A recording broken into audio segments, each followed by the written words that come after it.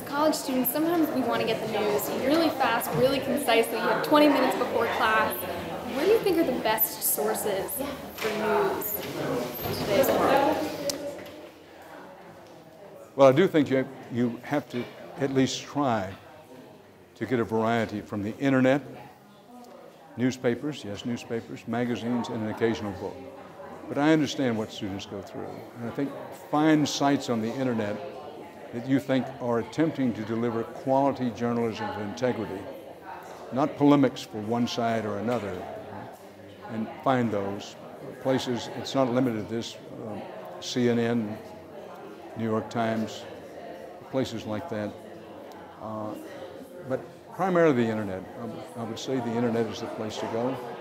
It's so huge, it's hard to decide, but get three places on the internet that you can go to quickly and get a fast overview, and in an emergency, have one that's your favorite. But I do emphasize, try to find a place that's independent and not trying to sell something politically.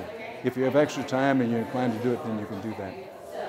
And do you think that there are any mistakes that you see rookie journalists make right out of college, just starting their careers, that you would offer advice on? Just a couple things that you just notice that you just shouldn't do. Well, having said, and I believe it, that writing is the bedrock of the craft. It's often so easy to think, well, listen, I learned to write in college, now I don't need to pay attention to it, so I concentrate on writing. And the other is good work habits. I know somebody will roll their eyes and say, well, my parents have been telling me that forever, but it's true. There's no substitute for getting up early, staying late, working smart in between, and volunteering for everything. So with young journalists, I think those are the two most common mistakes.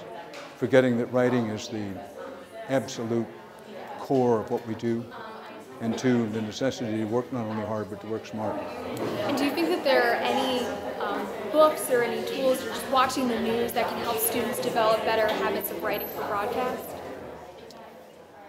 Well, I used to carry a copy of Strong and White's The Elements of Style in my back pocket for several years after I was a working journalist.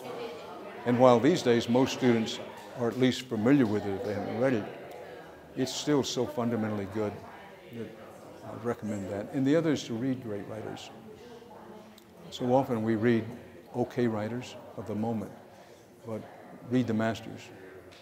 Read Homer, read Tolstoy, read Dostoevsky, read Hemingway and Fitzgerald, rather than just the popular novel of the day. And just by almost osmosis, if you read good writers, it will help improve your own writing. And what topics do you enjoy reporting on the most? Are there specific countries or specific issues that really just get you fired up? Well, you know, my problem is I love it all. But if I had to pick one, I like deep digging investigative reporting. When we can tell people something that's important for them to know, that somebody somewhere, usually somebody in power, doesn't want them to know, that's news, and it's my favorite kind of news. Thank you. Not at all. Thank you very much.